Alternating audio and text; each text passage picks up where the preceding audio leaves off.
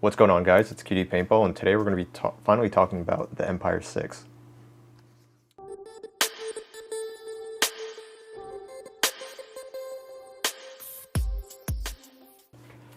So if you guys are familiar with any of the comments that I've left recently on some of my past videos, or even seen some of my comments on Facebook, you'll know that I speak pretty highly on this marker. So I'm pretty excited to get into this. Alright, so a little bit of background on the Empire Syx, as the name would entail. It is the sixth version of this platform. You have the Invert Mini, the Mini GS, the Axe, the first Axe, Axe 2.0, Axe Pro, and now the Syx. Go figure. And in my opinion, this is the best iteration that we've had thus far. And it's certainly come out of at a pretty ideal time, I believe, in the market. But I'm not quite sure how well the market or the marker has been perceived in the current market. So let's take a quick rundown on the features. We have a clamping feed neck with a adjustable thumb screw to make those fine, quick, and easy adjustments.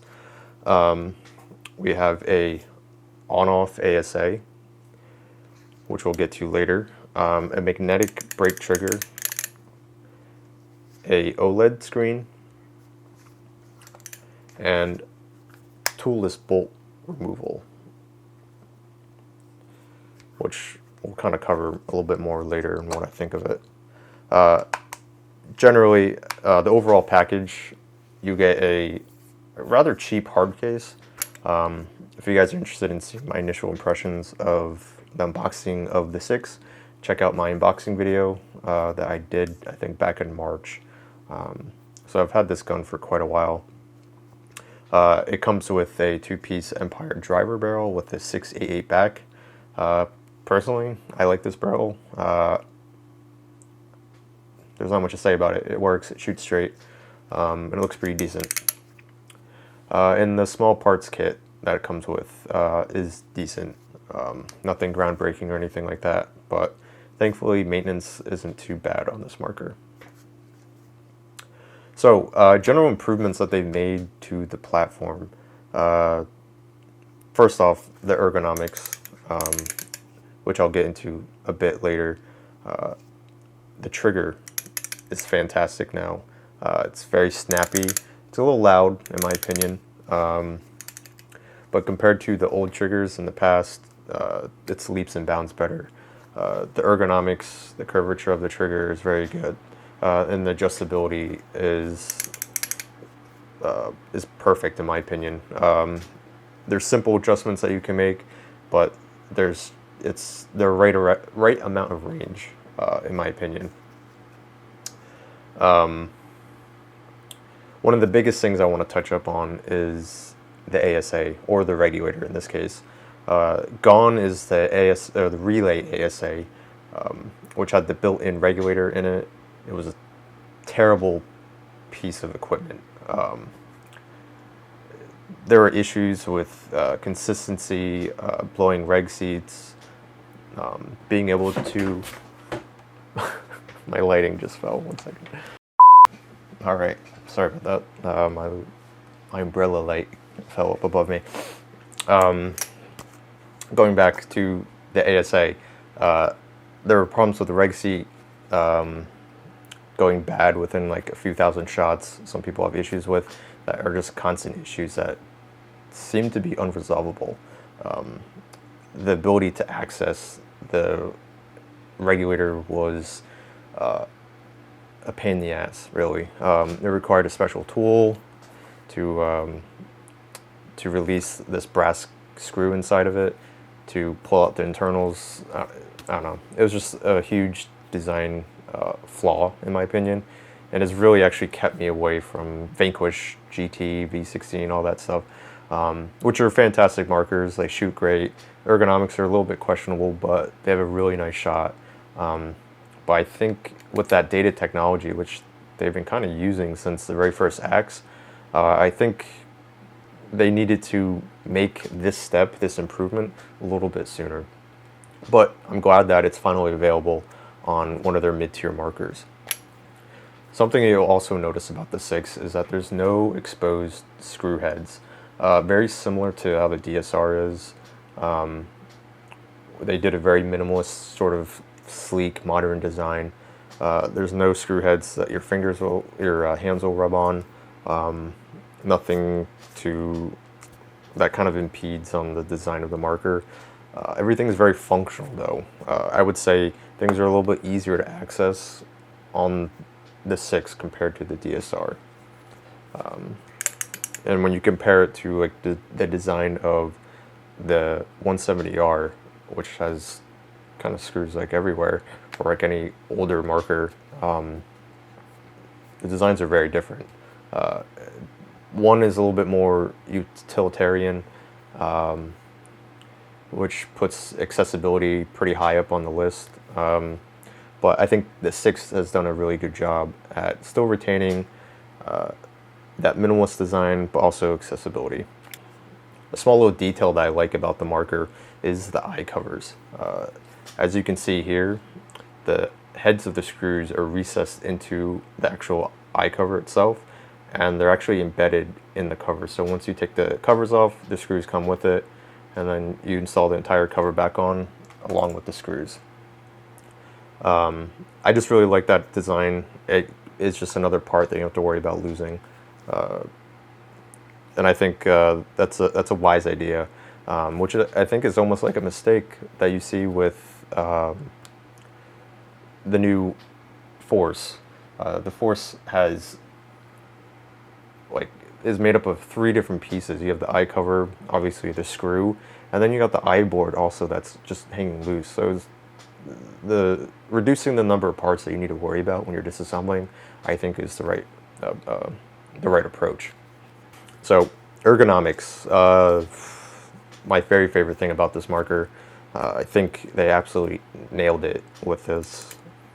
I mean, ergonomics are a personal preference, but in my opinion, this is the most comfortable marker I've held. I know the front grip gets a lot of flack, being kind of phallic looking and having like these ridges and stuff like that. But when you're actually playing and you grip this marker, all that goes away. You notice discomfort when you're handling a marker, but if you start to naturally be able to hold this marker the way I've seen some people do, it's very easy to get comfortable with. The back grip is completely covered in rubber as well. It's kind of a rectangular, blocky feel, but it's very, very comfortable. It allows you to get comfortable in multiple positions, just like the front grip.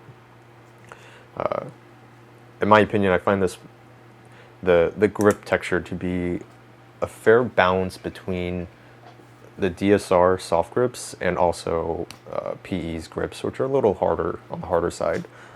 There's a good amount of density and thickness to these, so there's a little bit of give, but they don't feel like they're going to rip, or feel like they're at risk of ripping, just like how Dye's grips are known for ripping all the time. Along with the ergonomics, the trigger, you'll notice the trigger is fairly long.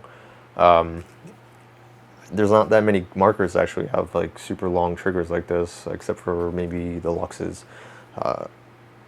I think the length of the trigger is perfect. It gives you a lot of flexibility with where you can place your hand on the rear grip. You can have a really low stance or really low purchase on the marker, and just walk the bottom. I don't know. The trigger itself is fantastic. I mentioned it was a magnetic brake trigger. I think that's the best type of trigger, rather than like a magnetic resistance trigger, or similar to what like a spring trigger would conventionally give you.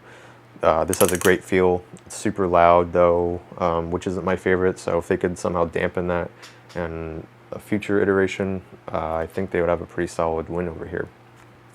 Maintenance and disassembly, or assembly. The bolt, like mentioned, is accessed through the back. It's toolless. So you lift up the back cap and you rotate to the right 45 degrees, and you pull the bolt out the back. pretty simple. The bolt comes out in one bit. Sometimes the spring will get stuck, or the spring usually sticks to the bolt and comes out as one unit. I don't know how you feel exactly about this. I think it's a better design than obviously like the Mini GS or something like that. I think they could have just had the bolt slide straight back out, just like how PE does it, just like how the Bob-Omb Force does it.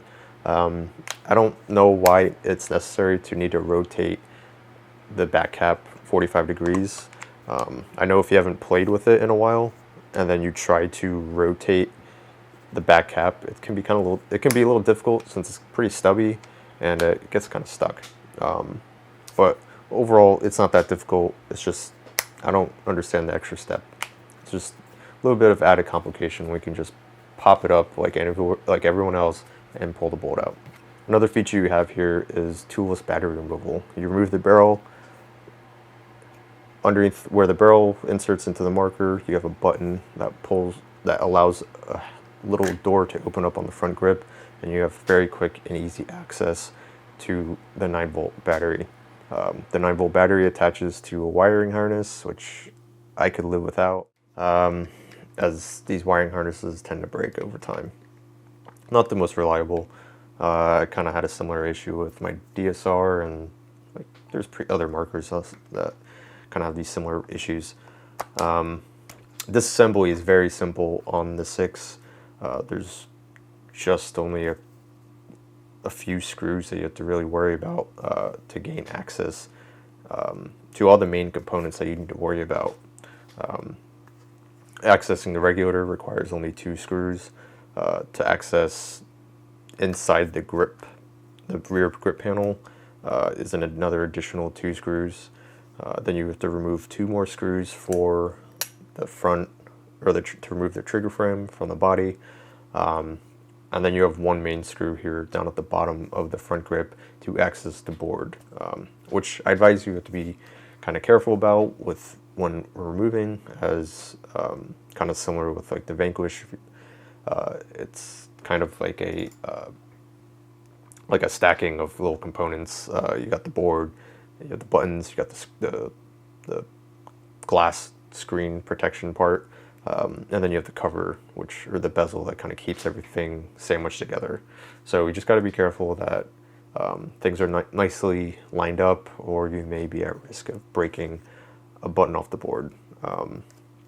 When I actually got my gun, the day I got it, one of the buttons had actually broken off the board. Thankfully, GI was able to send me a board for free a few days later, which is fantastic. Yeah, has all the features you need, I think, for a mid-tier marker, without being like too gimmicky, which I think is fantastic. So you heard me mention access to the regulator. Like I said, it's only 2 screws. The regulator is located within the back grip panel, and that just comes straight out, and it's super easy to service, kind of similar to literally every modern gun that's out right now, which is a very welcome feature. The only issue that I have with the ASA, and if you guys have watched my previous videos, you know that this lever sucks. And you've probably heard other people mention it, but the lever is very easy to disengage unintentionally when you're playing. I think I've addressed this in other videos. I found wrapping a couple of layers, like 2 layers of hockey grip tape around the lever itself, provides enough friction to keep it tight against the body, to prevent any unintentional degasses. As I've found multiple times while running to a bunker, you swipe the marker on your pants or something like that when you're going in for a slide, and the marker disengages, and you come up posted, and nothing's firing. I mean, you can quickly engage the air just as fast, but it's still something you shouldn't need to worry about. I am kind of curious how some of the higher division teams handle the issue. I would imagine it's something similar, or they just tape up an entire ASA. Who knows? Or if you do know, comment down below.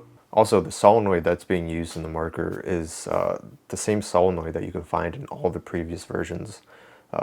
It's very inexpensive in comparison to many of the other manufacturers' solenoids, which can range anywhere from 100 to I think like 250 bucks.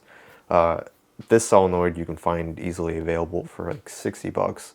And it's just a simple screw in. Now, because it's like a pre-manufactured solenoid, there's no real serviceability of it. But I would prefer to have something that's cheap and something that you can buy another spare of and keep in your box. So if you guys are familiar with the engine, the Syx uses a inline poppet style engine, which is kind of reminiscent to old mag guns back in the day. But this system is a tried and true system. They've made some slight improvements to it. They've increased the air chamber in it slightly, which should help with operating pressure and give you a slightly softer shot. I would assume it's hardly noticeable compared to the previous markers, but it's a slight change. They also changed the way the poppet seals against the bolt. It uses a O-ring now rather than a plastic cup seal of some sort. The shot is a very confidence-inspiring shot, a quick but soft, a relatively soft shot. I would say it has a little bit more character than like a Gamma Core. It fires as quick like a poppet and has a very neutral kind of shot to it. It's not puffy or anything. I wouldn't necessarily call it snappy. It's just a very pleasant shot. I shot it with one of my friends' Lux X's, and I thought the Syx shot better. I think it has a great shot quality to it. I think a lot of people that hate on this marker hate on it for the fact that it's just an axe. But I don't know. In my opinion, I don't think there's anything wrong with an axe. I think axes shoot pretty great for what they are, and they're pretty reliable, tried and true system. So I'm not sure why people dislike it so much, but I'm a fan of it, and I think it competes relatively well with the other mid-range markers and even some of the top-tier markers, especially because now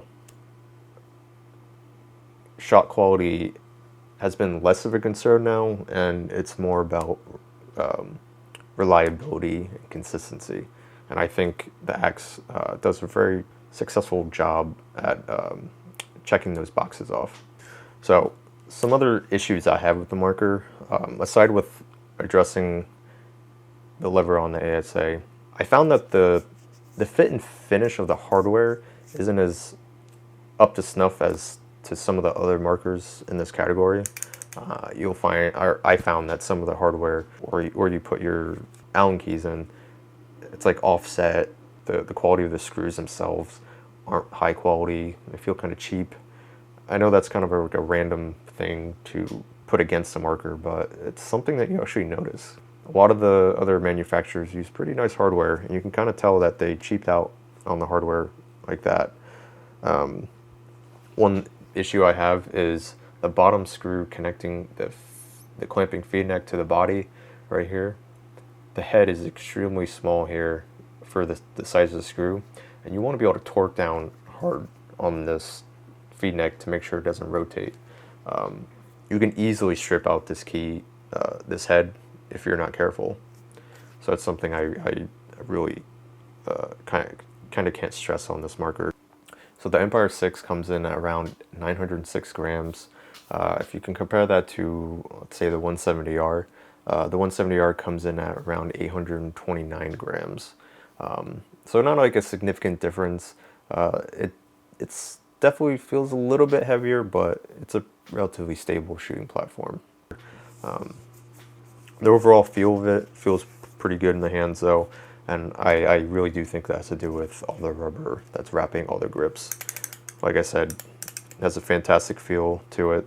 You can hate on it all you want, but just pick one up and you'll know how good it feels in the hands. And that's kind of where I think that Axe is in an interesting, or the Syx is in an interesting position currently in the market. I think GI kind of saturated the market. It is the prize for winning tournaments, I don't know, at least all over the east side. And teams are dumping them for super cheap. Teams get packages for them, really reduced prices. People off-sell them into the buy-sell trade for very low prices under MSRP. $700 brand new. You can find these as low as $350, and definitely at least $500 all day. I would definitely categorize this marker as Paintball's best value for what you get. Now, people would definitely argue that no, a 160R is, or maybe an XOS or a DSR, which you can find between $500 and $600. But the fact that you can find these for $400 and maybe even less, I think puts these above those other markers. There's nothing really finicky about this marker aside from the ASA lever that I would think would distract people away from liking this marker. With like the DSR, you have, and the XOS, you have sort of odd ergonomics. Some people find the XOS rear trigger frame a little too thin, or the front grip a little thin. RSX is also very small. The DSR is just as small as the RSX, and not everyone loves the ergonomics of those. But there's nothing really offensive about the way the Syx is sculpted.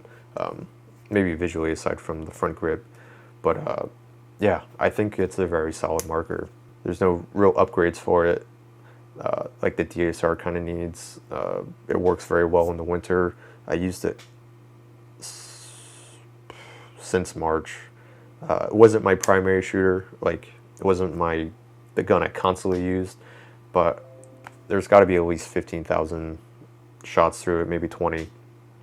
I lent it to teammates, random friends, and they all liked the marker and were pretty impressed by the package and for how cheap it is. So yeah, I hope you guys found this review helpful. If you guys have the chance, definitely give this Syx a try. It's a fantastic marker for the money. Obviously, it's not as good as as good of a value as maybe like an EMEC, but if you think about it, for another $150 or $100, you could find one of these, and I wouldn't pass up on it. I'm debating on selling it. I don't know though. It's such a great backup marker to have, just kind of waiting to be used. There's not much maintenance that you need to do on it. If you do, everything's accessible, like I said. So yeah, I can't recommend this marker enough. So definitely check out the Empire Syx. And if you guys have any questions, you know where to reach me. Comment down below, and thanks for watching. Peace. Baxter. Baby boy.